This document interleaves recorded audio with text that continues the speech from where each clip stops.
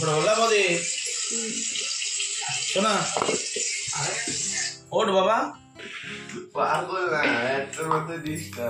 তাই না? এই তো আমার পাশেরটাই শোনা আমার আরেক কাটি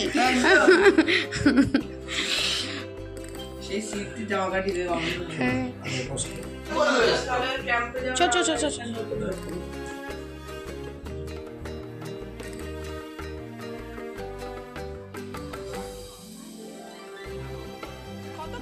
আসবো আসবো বলতে বলতে এতদিন পরে আমার বাড়িতে এসে উপস্থিত হলো কে? এই সোনা। এই সোনা হলো গিয়ে আমার পিস্তত দাদার ছেলে। এখন দেখতেই পাচ্ছ লম্বাই চওড়াতে বেশ বড়, কিন্তু একটা সময় ছিল ক্লাস 1-এর পরীক্ষার সময় ওকে হাতে করে আমি নিয়ে গেছিলাম ফাইনাল পরীক্ষা দিতে। আর এখন সেই সোনা কতটা লম্বা হয়ে গেছে, রাস্তাঘাটে ওর সাথে বেরোলে বড় দাদা না বরঞ্চ ওকে বাবাই না বলে বসে। যাই হোক, ও এখন পড়ছে ক্লাস 11-এ। সপ্তাহে 4 দিন কিন্তু বছরখানেক হলো ও বারাসাতে ক্যাম্প করতে আসে ক্রিকেটের জন্য, কিন্তু ওই পিসিমণি বাড়ি আসবো আসবো বলতে বলতেও এসে উঠতে পারিনি। তো এতদিনে সময় পেয়েছে। অ্যাকচুয়ালি ওর মাধ্যমিক পরীক্ষাও ছিল, সেই জন্য অন্য সময় দিতে পারছিল না। তো এখন ও ক্লাস 11-এ পড়ছে, তো এইবারে ওর আসার সময় হয়েছে।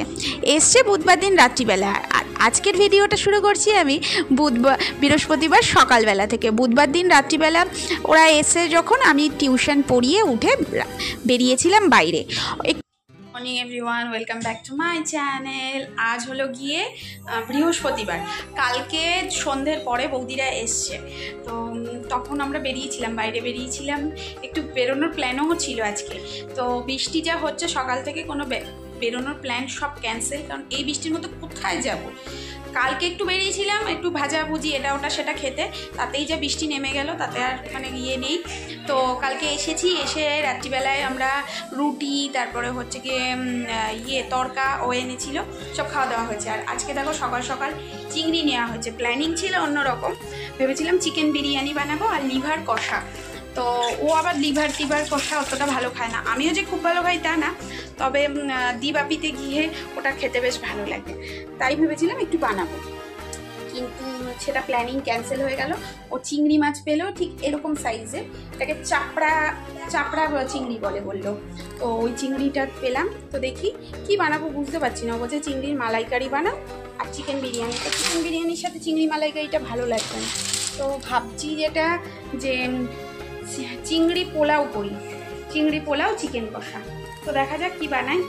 তো কি বানাবো এখনো পর্যন্ত ডিসাইডেড নয়, সবজিও রয়েছে, দেখা যাক কতদূর কি বানাই। সবটা গুছিয়ে রাখি, ও গেছে বাজারে।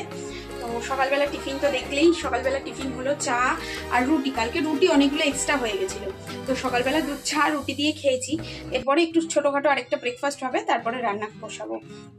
সবগুলো গুছিয়ে নিই আগে ঝটপট করে।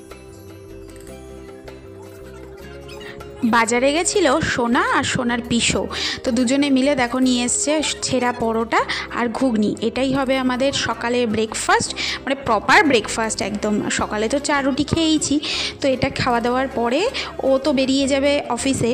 তো এখানে ডিসাইড হচ্ছে কি মেনু হবে আজকে, আর তার সাথে সাথে বেশ আড্ডাও জমে উঠেছে কিন্তু। আর এখানে বৌদি বলছিল এই প্রথমবারের জন্য তোর হাতে কিছু রান্নাবান্না খাবো। তো এখানে বৌদি খুব হেল্প করেও দিচ্ছিল, এখানে বাসন টাসন ধুয়ে দিচ্ছিল, হেল্প করে দিচ্ছে, সব কেটে কুটে দিয়েছিল। আসল কথা কি জানো তো, বৌদি বলছিল এটা যেন আমাদের সৌভাগ্য তোর হাতে খাওয়া। অ্যাকচুয়ালি আমি এমন একটা মেয়ে ছিলাম, 1 গ্লাস জল গড়িয়ে পর্যন্ত খেতাম না। আর এই বৌদিই বলছে যখন তুই একটু বড় হয়েছিস তখনও পর্যন্ত স্নান করে বাথরুমে তোর জামা কাপড়গুলো রেখে আসতিস, ওগুলো আমাদেরই ধুয়ে কেচে মেলে দিতে হতো। সেই মাম্পি আজকে এত বড় হয়ে গেছে। অ্যাকচুয়ালি আমার বাড়ির ডাকনাম হয়তো জানো অনেকেই, মাম্পি। তো মাম্পি এত বড় হয়ে গেছে। অ্যাকচুয়ালি কি বলো তো, বৌদিরও বিয়ে হয়েছে অনেকটা ছোট বয়সে, আর আমিও তখন ছোট ছিলাম। এক প্রকার বলতে পারো বৌদি আমাকে স্নান করা, খাওয়ানো, সমস্ত কিছু সাজানো গোছানো, এদিক ওদিক ঘুরতে নিয়ে যাওয়া সবটাই করেছে। তারপর তো সোনা হয়েছে, সোনার সাথে ঘুরে বেড়ানো সমস্তটাই।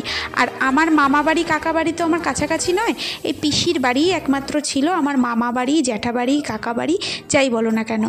আর সত্যি কথা বলতে আজকালকার দিনে সবার মধ্যে এত রেষারেষি ইগো দেখি, আমার পিসি আর আমার মায়ের সম্পর্কটা এত ভালো ছিল, তোমাদেরকে কি বলবো জানি না। আমার পিসি আজ আর নেই, তবে পিসি এবং মায়ের সম্পর্কটা আমি দেখেছি মা মেয়ের সম্পর্ক। আমার মামা বাড়ি তো ওপার বাংলায়, তো কখনোই সেই ফিলটা নিতে পারিনি। আমার দিদা আজও বেঁচে আছেন, কিন্তু সেই দিদার ভালোবাসা আদর সেটা অতটাও উপভোগ করতে পারিনি। তবে আমার পিসি বেঁচে থাকাকালীন সেটা কিন্তু অনেকটাই আমি উপভোগ করেছি। মানে পিসি এমনই একটা জায়গা ছিল, দিদার থেকেও বেশি কিছু বলতে পারি। যাই হোক, বলতে গেলে অনেক কথা, ইমোশনাল হয়ে যাব। এদিকে দেখো চিংড়ি মাছ ভেজে নিয়েছি, বেরেস্তা ভেজে নিয়েছি, চালটাও ভেজিয়ে নিয়েছি, আর এখানে দেখো মশলা কষাচ্ছি। তো আজকে এখানে আদা রসুন সমস্ত কিছু পেস্ট করে নিয়েছি, জিরে, আর এখানে পেঁয়াজ টিয়াজ, আর এখানে আলু নয় সরি ডিমটাকে সেদ্ধ করে নিয়েছি। এবার শুধু খোসাটা ছাড়াবো। এখানে বৌদি দেখো মাংসটা ধুয়ে রেখে গেছে। বৌদি বলছে ঠিক কেমন রান্না করিস আজকে আমি খেয়ে দেখব। তুই এই 3.5 বছরে অনেক বদলে গেছিস। সত্যি বলছি, আমি নিজেও মাঝে মধ্যে ভাবি যে আমি কতটা বদলে গেছি। সংসারের রান্নাঘর থেকে শুরু করে এখন সংসারের বিভিন্ন প্যাচালে এমন আবদ্ধ হয়ে গেছি, নিজেকেই চিনতে মাঝে মধ্যে নিজেই পারি না যে কেমন ছিলাম কেমন হলাম। অ্যাকচুয়ালি এটাকেই বলে হয়তো পরিবর্তন। সময়ের সাথে সাথে পরিস্থিতির সাথে সাথে নিজেকে পরিবর্তন করতে হয়। এই যে আমাদের নতুন কাজের লোক রেখেছি। আর এদিকে আমাদের সোনা শুনছি, এদিকে সোনা, আর এদিকে এখানে ও জানে ঝুড়িটা দেখেছে তো। আর এখানে কোথায় গাড়ি, কোথায় গাড়িটা ধোবে, এই যে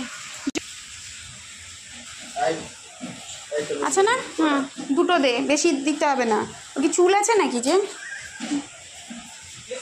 গাড়ি ধোবে আবার। আজকের গরম ধোয়া ওঠা রান্না কমপ্লিট। দেখো এখানে গরমা গরম চিকেন কষা, আর এখানে রয়েছে চিংড়ি পোলাও উইথ এগ, আর রয়েছে আমের চাটনি, আর কি রয়েছে বলো তো, স্যালাড রয়েছে। এখানে টমেটোটা কাটিনি কারণ আমার কর্তামশাই খেতে পছন্দ করেন না। ও অফিসের কাজে গেছিলো, আবার দুপুর ফিরে এসছে। তারপর তো বিকেলে যেরকম আমার পড়ানো থাকে, পড়ানো চলছে। আর ওদিকে বৌদিরাও অপেক্ষা করছিল, ওরাও বেরিয়ে যাবে। তো পড়ানো হয়ে যাওয়ার পরে আমার কর্তামশাই গেছিলো একটু মোমো আনতে। তো গরমা গরম মোমো এখানে খাওয়া দাওয়া হবে, বৌদিরা বেরিয়ে যাবে। তো তার আগে আমাকেও একটু যেতে হবে বৌদিদের সাথে, ওদের কিছু দরকারি জিনিসপত্র নেবে, সেই জন্য আমরা সবাই মিলেই বেরোবো। তো আমার পড়ানো হয়ে যাওয়ার পরে আমরা এনজয় করলাম গরমা গরম মোমো। আর এটা স্পেশাল একটা মোমো, কেন বললাম সেটা পরবর্তীকালে তোমাদেরকে জানাবো নিশ্চয়ই। তো এই গরমা গরম মোমো খেয়ে ঝটপট করে আমাকে আবার হতে হবে রেডি হয়ে আমরা যাব। তবে আমি বেরিয়ে ভিডিও কিছু করিনি, আমরা গেছিলাম একটু ঘুরতেই বলতে পারো, এক প্রকার একটু শপিং করতে। তো সেখানে গিয়ে আমি কোনো রকম ভিডিও কিন্তু করিনি। আর বাড়ি ফিরে এসে রেস্ট নিতে না নিতে কারা এসছে আবার দেখো। আজকে আমার বাড়িতে লোকজনেই লোকজন। তুমি বাঘের গল্প করবে না তো আমার সাথে? ফোন দেখবে? দেখি একবার ফোনটা দেখি না, একবার আমাকে দাও, মাকে দিয়ে দাও, আমার একটু গল্প করি। পাপা একটু গল্প কর। পাপা কি দেখলি ওখানে গিয়ে? পাহাড় দেখলি? ফোনটা না সরালি ভেঙে দিচ্ছি। আদি রাত মারছিল। ও পাপা একটু পাহাড়ের গল্প কর। পাপা বাঘ দেখেছে, বাঘটা আমাকে একটু বল, একটু গল্পটা বল। যা খাটে নিচে ভূত আছে, যা তুই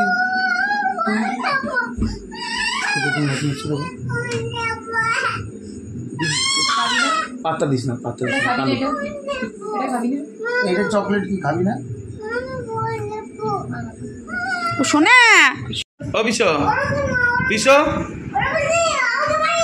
তোমার ভিডিও করছি, তুমি হাই করে দাও। এই হাই বললে, এই গুড ইভিনিং বলো। ওটা আমি বলবো তাই বলছে। তবে হ্যালো গাইস বলো। হ্যালো গাইস বলে দাও। আরেকবার না, হ্যালো গাইস তো তুমি বলবে তো, বলো বলো। ঘোড়া কি করছে দেখো, মারামারি করছে ঘোড়া। ক্যামেরার দিকে তাকাও বিশো, মোবাইলের দিকে তাকাও। হ্যালো গাইস বলে দাও, বলো হ্যালো গাইস টাটা। একটা ফ্লাইং কিস এমন করে দিই। বাড়িতে যাচ্ছি তাই বলছে। চলো বাবা ও বলতে চলো। ওটা কি মহাভারত? ওটা মহাভারত, ঘোড়া দৌড়চ্ছি। ওটা শ্রীকৃষ্ণ। আচ্ছা ঘোড়া সাবধানে দাদা।